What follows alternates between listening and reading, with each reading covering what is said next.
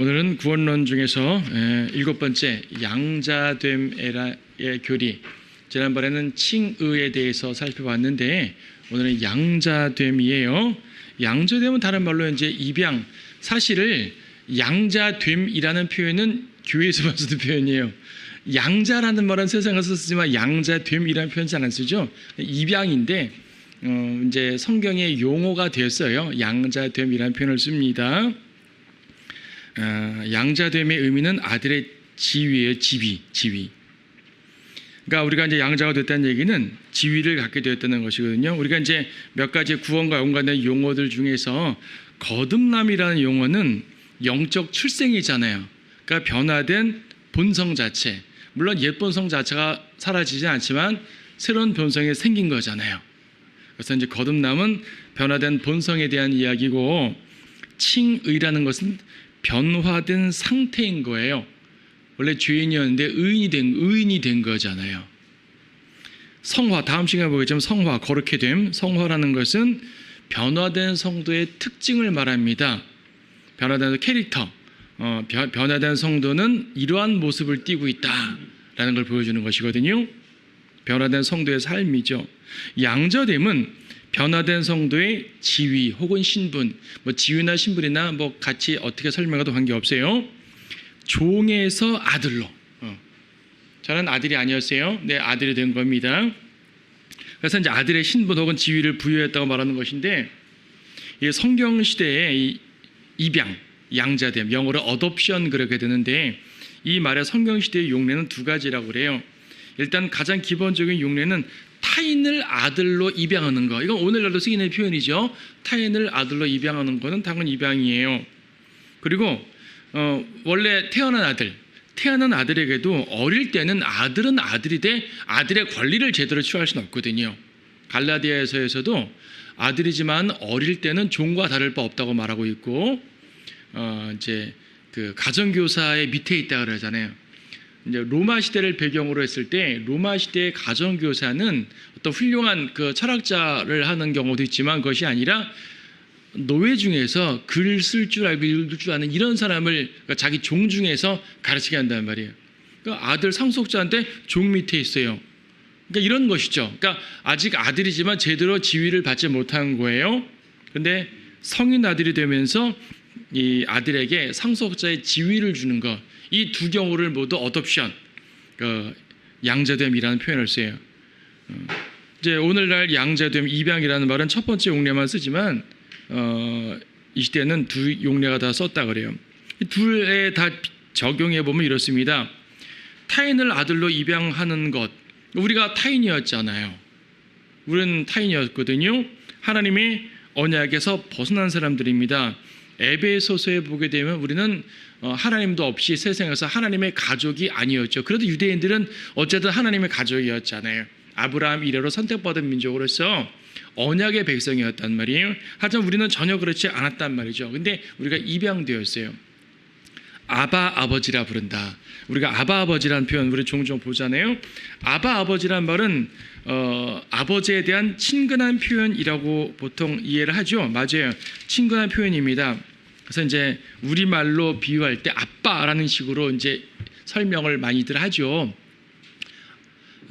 히브리어하고 한국어로 비슷한 것 같아요. 아빠 그러잖아요. 아바도 ABBA니까 사실은 아빠 발음이거든요.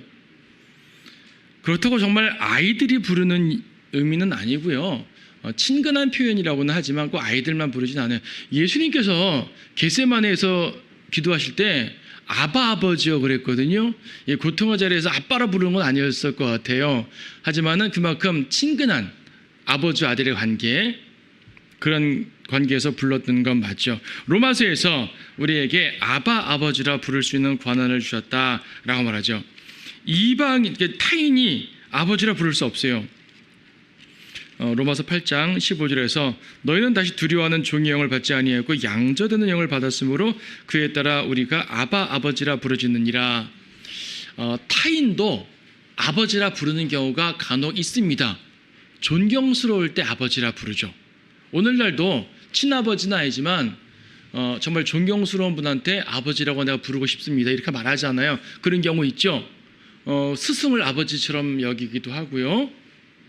그래서 이제 아버지라는 용례는 많아요. 하지만 아바라는 말은 정말로 친근한 관계에서 친아버지에게만 하는 말이거든요.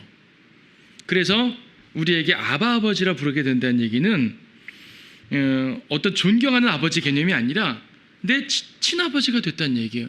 우리는 아들이 아니었단 말이에요. 이방인이었고. 그런데 아들이 됐다는 얘기죠. 에베소서 2장 말씀에서 그걸 명확하게 말하고 있죠.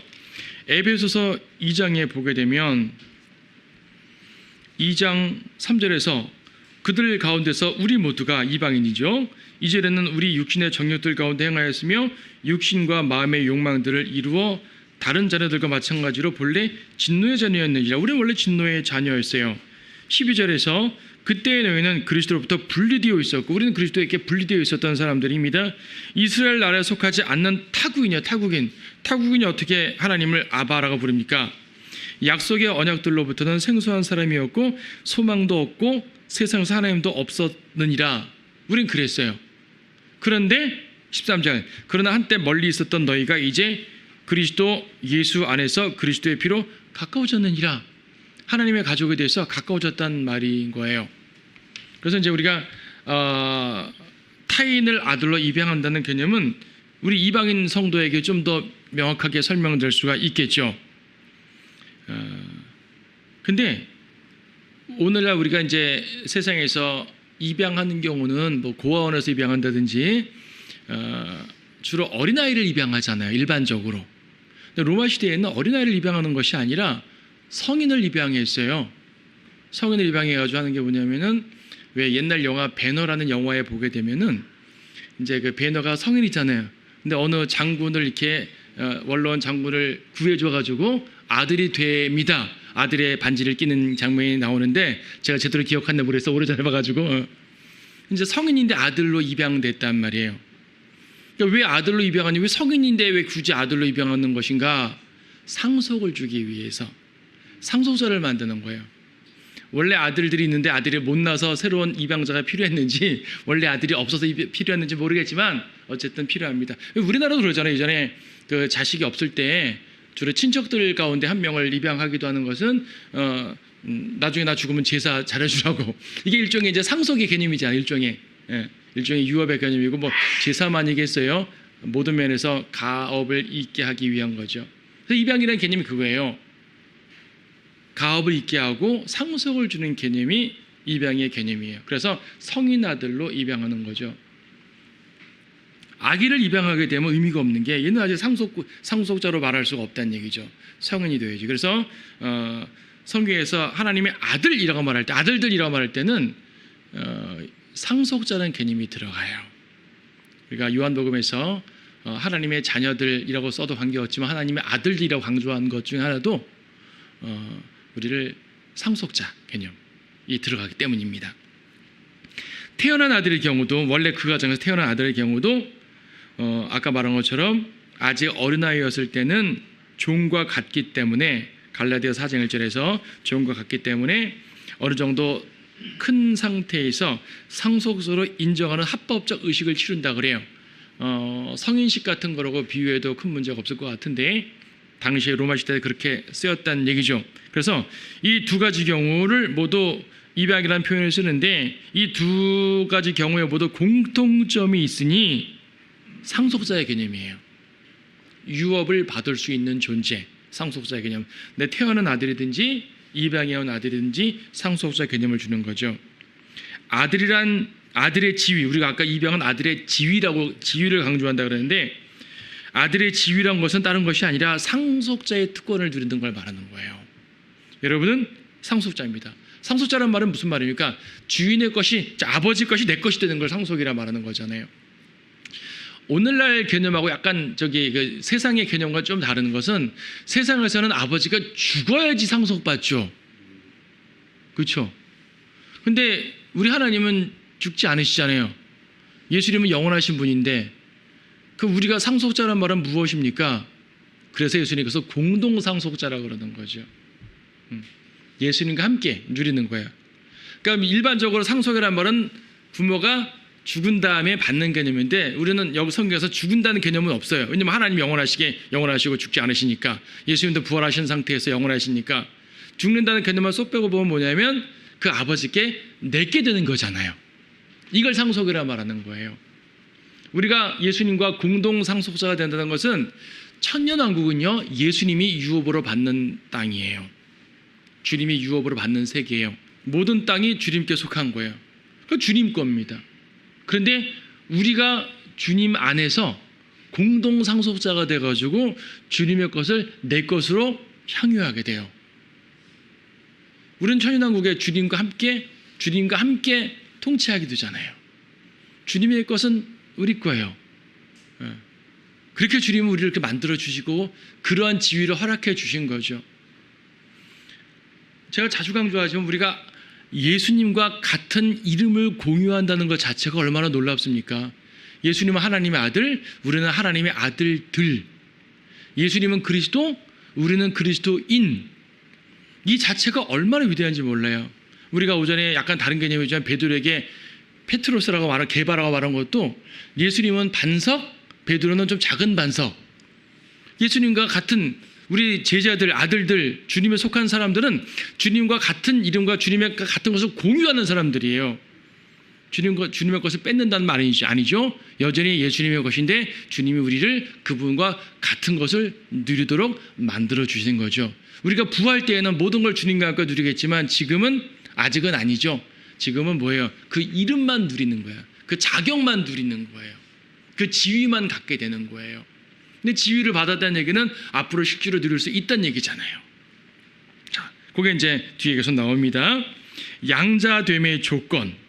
믿는 거죠. 다른 조건 없어요. 믿기만 하면 됩니다. 믿음으로 하나님의 자녀가 된다 그러죠. 갈라디아서 3장 26절에서 너희가 다 그리스도 예수를 믿음으로 말미암아 하나님의 자녀들이 되었으니, 믿음으로 하나님의 자녀가 됩니다. 자녀란 말은 곧 아들들이란 말이고, 그럼으로써 우리는 믿음으로 유업을 받는 존재가 되는 거예요. 물론 개인적으로 유업을 받는 것은 행위가 따르죠. 유업을 많이 받고 조금 받고 하는 것은 다릅니다. 여러분의 행위에 따른 겁니다. 그리스도의 심판석에서 누구는 금 같은 이 보상을 받고, 누구는 은 같은 보상을 받고, 누구는 나무와 지푸라기처럼 보상 못 받고 그러잖아요. 누구는 면류관 많이 받고, 누구는 조금 받고, 누구는 10성읍 다스리고, 누구는 5성읍 다스리고 다르잖아요. 하지만 우리의 신분 자체는 상속자 신분이 되어버린 것이죠. 개인적으로 유업의 차이는 있을 것입니다. 통치권의 차이는. 그러나 우리는 동일한 상속자가 되는 거예요. 적어도 베드로 전서 1장 4절을 보게 되면 하늘에 속한 유업이 있어요. 땅에 속한 유업은 여러분 차이가 날 겁니다. 천년왕국 때 내려오게 되면 차이 날 거예요. 하지만 하늘에 올라가 새 예루살렘 차이 없습니다. 새 예루살렘은 동일해요. 믿음으로 구원받은 모든 사람들이 동일합니다. 그래서 어떤 사람들이 은사주의자들이 꿈꿔서 하늘에 올라가 봤더니 누구는 떵떵거리는 대궐에 살고 누구는 작은 집에 산다. 100% 거짓말이에요. 누구는 뭐 이렇게 면류관 받고 누구는 개털모자 쓴다. 100% 거짓말이에요. 아직 그분들은 면류관 하나도 안 썼어요. 이건 그리스도의 심판석에서 주어지는 것이고요. 하늘에서는 여러분의 집 차이 없어요. 똑같아요. 은혜로 받는 구원 속에서 주어지는 것이요. 다만 땅에 내려와서 땅의 유업을 받을 때는 우리의 섬김의 행위에 따라서 차등이 주어지지만 하늘에서는 똑같단 말입니다. 자, 그래서 이제 우리가 양자되는 것은 상속자의 지위, 신분을 얻게 되는 것은 구원받는 거예요. 믿기만 하면 되죠. 그래서 이제 구원받았을 때 우리는 그리스도와 연합하게 됩니다. 그리스도와 하나가 되는 거죠. 어떻게 우리가 주님과 연합했죠? 예수를 믿었을 때 예수님의 몸 안으로 푹 잠겼어요. 몸 안에 잠기니까 예수님의 죽음이 내 죽음이 되었고 예수님의 부활이 내 부활이 되어버렸어요. 그렇게 나는 영적 침례, 주님의 몸 안으로 푹 잠김으로써 주님과 하나가 된 거예요. 연합됐다는 표현을 하는 거죠. 주님과 연합됐으니까 공동상속자가 되는 것입니다. 자, 그래서 양자됨의 조건은 믿는 것밖에 없다. 믿고 구원받는 거다 이거죠. 양자됨의 시기, 요거는 이제 양자됨 자체의 예정 자체는 예전에 예정됐어요. 에베소서 1장 말씀에 보게 되면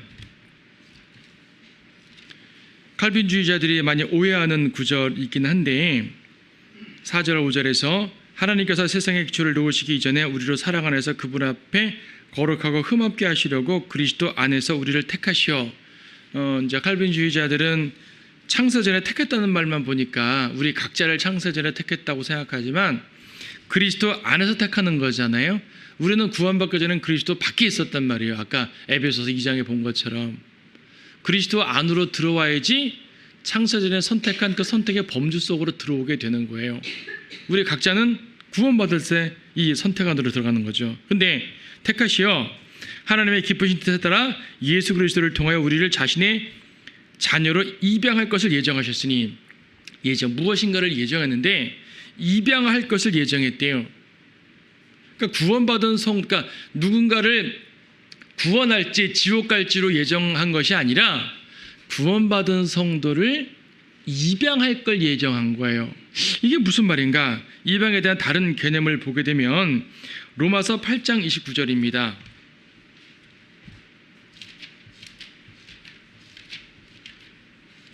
로마서 8장 29절에서 그분께서는 미리 아신 자들을 자기 아들의 형상과 일치하게 하시려고 또한 예정하셨으니 예정이란 말 나오네요. 아까 에베소서 1장 5절에서 예정한다고 말씀하셨는데 그것은 입양할 것을 예정했다고 그랬습니다. 로마서 8장 29절에서는 아들의 형상과 일치하게 하시려고 예정했다고 그랬어요. 같은 예정이란 말 쓰였어요. 그럼 예정은 뭐냐면 입양이라는 것은 입양의 다른 개념은 아들의 형상과 일치하는 거예요. 아들의 형상처럼 되는 것. 이것이 입양의 또 하나의 개념인 겁니다. 아들의 형상. 그래서 이제 우리가 아들과 함께 공동 상속자로 말했으니까 우리를 또 하나님의 아들들이라 불렀으니까 그러한 모습이 되게 하신다는 것인데 이러한 법칙 자체를 창세전에 선택하는 것이에요. 우리 개개인을 창세전에 선택하신 것이 아니라 믿는 자를 아들의 형상에 일치하도록 입양할 것을 이 계획 자체를 예정해 놓으신 거란 얘기죠. 그래서 양자됨의 계획 자체는 창조 이전에 세워진 계획이에요. 그런데 우리 개개인이 양자되는 것은 언제라고요? 믿는 즉시.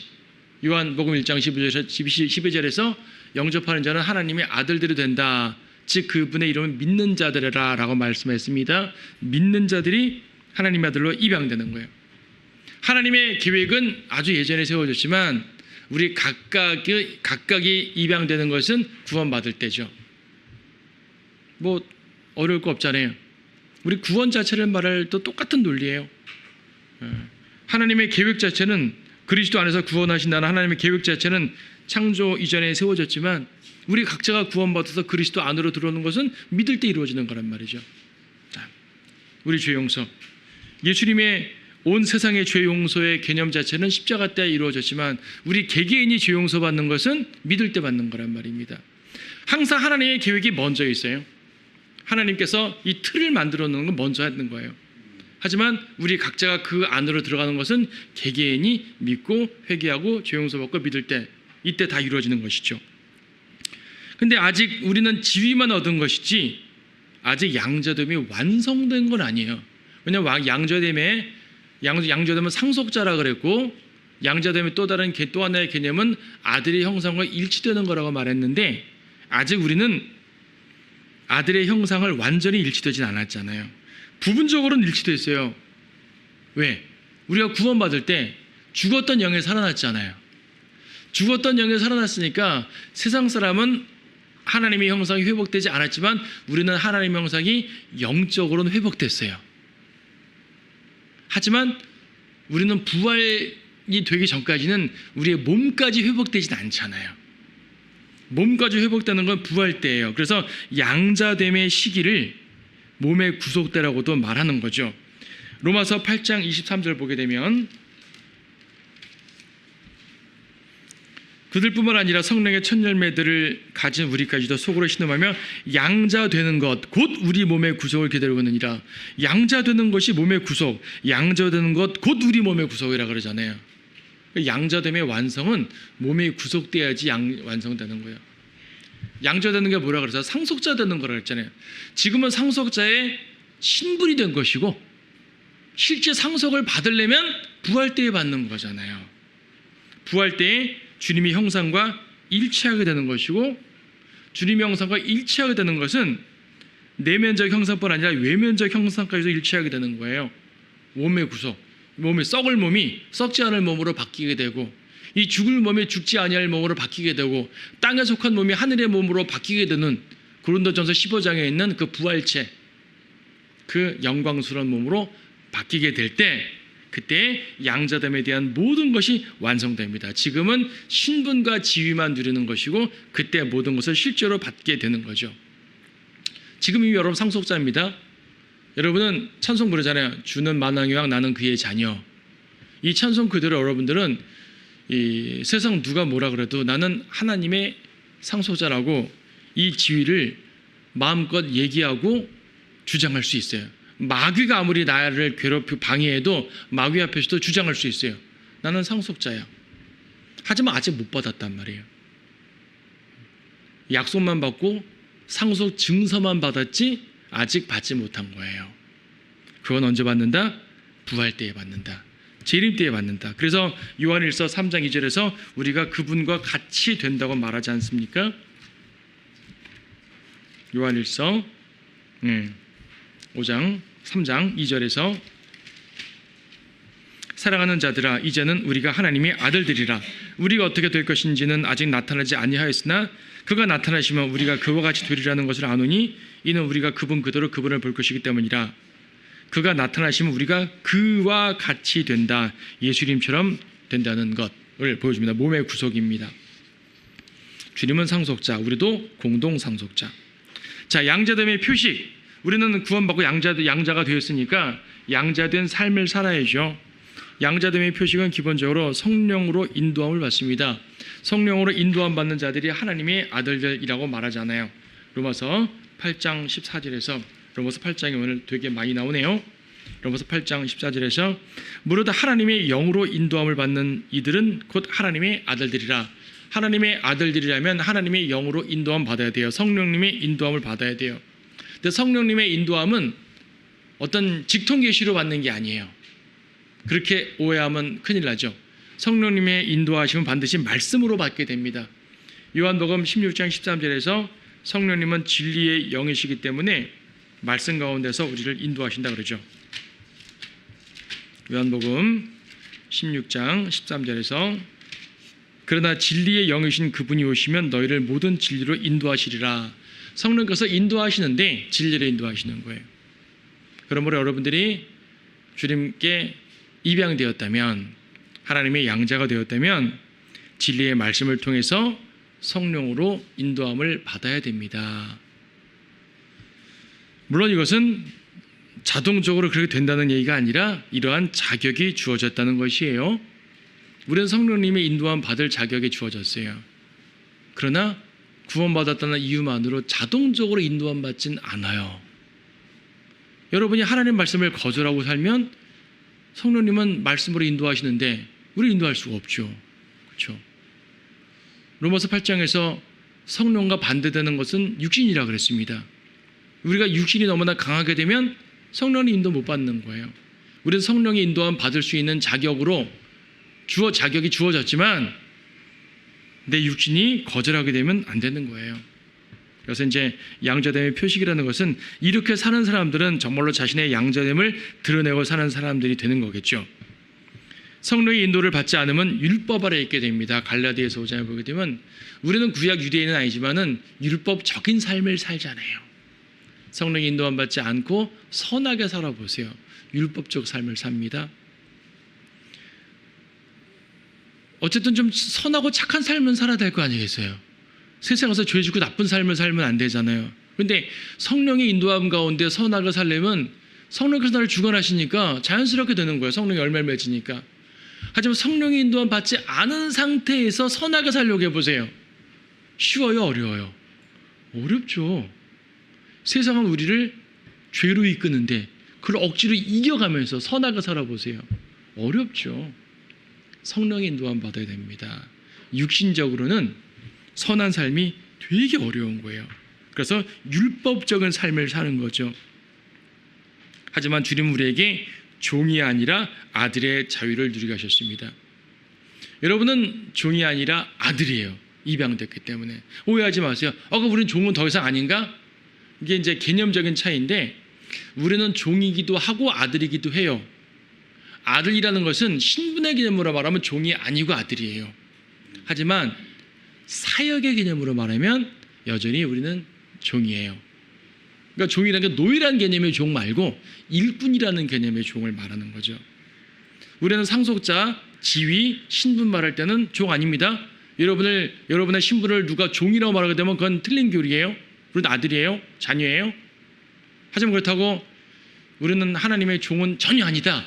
그런 사람 봤다니까요. 제가 어떤 아는 분인데 이분은 자기는 종은 절대로 아니래요. 아들이기 때문에 난 종 아니다. 아니죠. 그러면 예수님을 주님이라고 왜 불러요? 예수님을 주님이라고 부른다는 얘기가 내가 종이라는 얘기잖아요. 사역의 개념 말할 때는 종이에요. 예수님도 아들이지만 종이잖아요. 예수님도 하나님의 아들이라고 그러지만 마가복음은 예수님의 종되심을 나타내는 책이잖아요. 아시죠? 예수님은 사역자라는 개념에서 종이잖아요. 그래서 우리도 주님의 사역이라는 개념으로 할 때는 종이지만 이건 신분을 말하는 장면입니다. 그래서 신분을 말할 때 종이라 그러게 되면 억압이에요. 사역을 말할 때 종이라 그러면 일꾼을 말하는 거지만은 신분을 말할 때 종이라 그러면 억압을 말한다고요. 여러분은 억압된 사람들이 아닙니다. 자유를 얻은 사람들이죠. 그리스도 안에서. 그래서 우리는 아들입니다. 자녀입니다. 자, 양자의 특권. 쭉 읽어만 9절만 찾아보고 넘어갈게요. 하나님의 특별한 사랑을 받습니다. 요한복음 17장 23절에서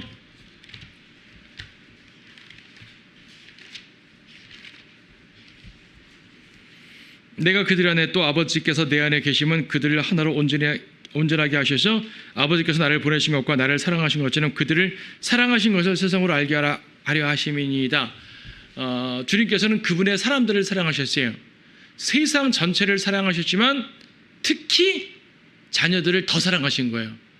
세상을 사랑하신 것은 연민이죠. 그들을 구원하시려는 연민의 마음으로 사랑하셨다는 말이지, 우리 성도를 사랑하신 거하고는 개념이 다르잖아요. 그래서 우리는 세상과 다른 특별한 사랑을 받은 자들이 됩니다.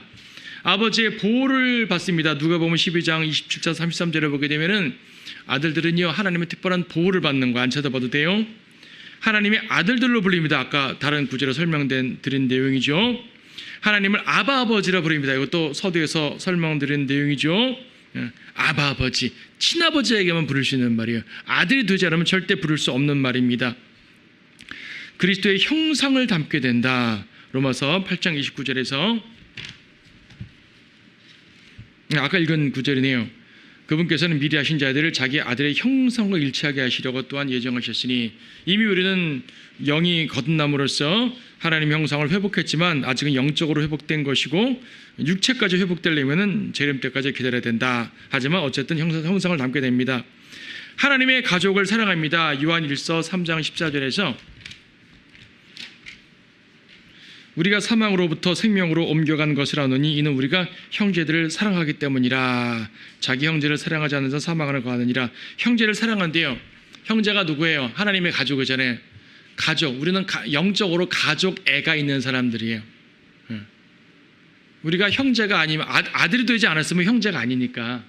그렇죠? 우리가 하나님의 자녀가 되지 않았으면 여러분 형제가 아니잖아요. 사랑하고 말 이유가 없죠. 근데 우리는 아들이 되었으니까 하나님의 가족을 사랑합니다. 하나님의 가족과 또 함께합니다. 교제권에서 요한복음 14장 23절에서 예수께서 대답하여 그에게 말씀하시기를 나를 사랑하는 사람은 내 말들을 지키리니 그러면 나의 아버지께서 그를 사랑하실 것이며 또 우리도 그에게 와서 우리의 거처를 그와 함께 정하리라. 거처를 정하는데 함께한다는 얘기죠. 함께한다는 얘기입니다. 앞으로 위에 올라가서도 함께하지만 지금도 마찬가지예요. 그래서 우리는 모두 하나님의 자녀이기 때문에 하나님의 아들들이기 때문에 같은 하나님의 가족을 사랑하고 또 교제권에 함께하는 거죠. 여러분은 세상에서 일도 하고 세상에서 다양한 삶을 살기 때문에 세상에서 자기의 교제권이 있어요. 없는 거 아니에요. 세상 친구들도 있을 수 있는 것이고 업무에 필요한 사람도 있고 사업 동반자들도 있고 뭐 친분이 있게 아는 분들도 있어요. 여러분은 세상에서 교제권이 있어요. 없는 게 아니에요. 하지만 그러한 교제권은 가족의 교제권이 아니잖아요. 하지만 성도의 교제권은 가족으로서의 교제권입니다. 영적 가족으로서. 정말로 더 소중히 여기시기 바라요. 사람의 그 활동 영역에 따라 가지고 때때로 세상에 있는 사람들이 더 친할 수도 있을 거예요. 하지만 하나님께서 원하시는 것은 성도들의 친분, 성도들의 친교, 성도들의 교제가 얼마나 중요하고 강해야 되는지를 알려주고 있습니다. 아버지의 징계를 받기도 합니다. 아들이니까 받는 거죠. 아들이니까 받는 거예요. 히브리서 12장에서는 아들이기 때문에 징계를 하신다. 5절. 또 마치 자녀들에게 했던 것과 같이 너희에게 권면하신 말씀을 잊었으니 곧 내 아들아 주의 징계를 경시하지 말고 책망을 받을 때에 낙심하지 말라. 주께서 그의 사랑하시는 자를 징계하시고 그가 받으시는 아들마다 매질하시느니라. 아들이기 때문에 징계하십니다.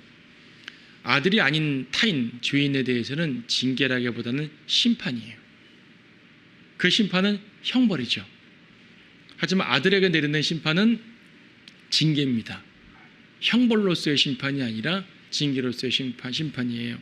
이건 우리로 하여금 올바른 길을 가도록 하기 위함입니다. 아버지의 위로를 받습니다. 고린도후서 1장에서는 모든 위로의 하나님이라고 말씀하고 있습니다. 주님은 하나님의 위로로서 우리에게 위로를 주십니다. 아버지의 유업을 받습니다. 베드로전서 1장 4절. 이건 하늘의 유업을 말하는 거지만 어쨌든 유업을 말씀하시네요. 베드로전서 1장 4절에서 너희를 위하여 하늘에 썩지 않고 더럽지 않고 쇠잔하지 않는 유업을 간직해 주셨으니 아들로서 유업 받습니다. 땅의 유업도 받게 돼요. 자, 그러므로 우리의 양자라면 이런 특권을 누리게 되는데 이런 특권을 누리는 사람으로서 책임이 있죠. 우리는 왕의 자녀의 신분에 맞게 행동하셔야 됩니다. 죄 가운데 성별해야 되는 것이고 세상 가운데서도 여러분의 영적인 자긍심을 지킬 수 있어야 됩니다. 세상 사람과 똑같이 사는 것은 우리의 영적 자긍심에 손상이 가는 일이에요. 세상 사람과 똑같은 사고방식, 똑같은 감정 공유, 똑같은 실행, 똑같은 방식으로 행동하고 일하고 그들과 같은 세속적인 방법으로 곤란하는 거죠. 또 그들과 함께 사기도 치고 죄도 짓고 그리스도인으로 드러나지 않는 그런 모습들, 이거는 왕의 자녀의 신분에 합당한 삶이 아니잖아요. 그래서 우리가 의를 행함에 있어서, 복음을 전함에 있어서, 하나님 말씀을 수행함에 있어서 왕의 자녀에 합당한 신분으로서의 행실들을 하시기 바라고요. 더욱이 성도들, 우리 같은 한 가족이니까 서로 섬기고 서로 사랑함으로써 우리가 아들들이 된 사실을 더욱더 깊이 느꼈으면 좋겠습니다. 하나님과의 관계는 너무나 중요한 것이지만은 때때로 잘 느끼지 못할 때가 있어요. 어쨌든 하나님 우리 눈에 보이지 않잖아요. 하지만 형제자매들은 눈에 보인단 말이에요. 그래서 우리가 같은 하나님의 아들들끼리의 관계가 정말로 좋게 되게 되면 우리는 정말로 하나님의 자녀구나, 이거를 깊이 있게 형제구나 느끼게 될 거 아니겠어요? 눈에 보이는 형제의 사랑이 눈에 보이지 않는 하나님과의 사랑을 외적으로 드러내고 증명할 수가 있습니다. 그래서 여러분, 양자됨의 특권을 누렸으니까 책임도 지시되 세상에서의 책임, 성도들 가운데에서의 책임 온전히 짐으로써 우리가 하나님의 자녀라는 그 신분에 걸맞은 삶을 사시기 바랍니다.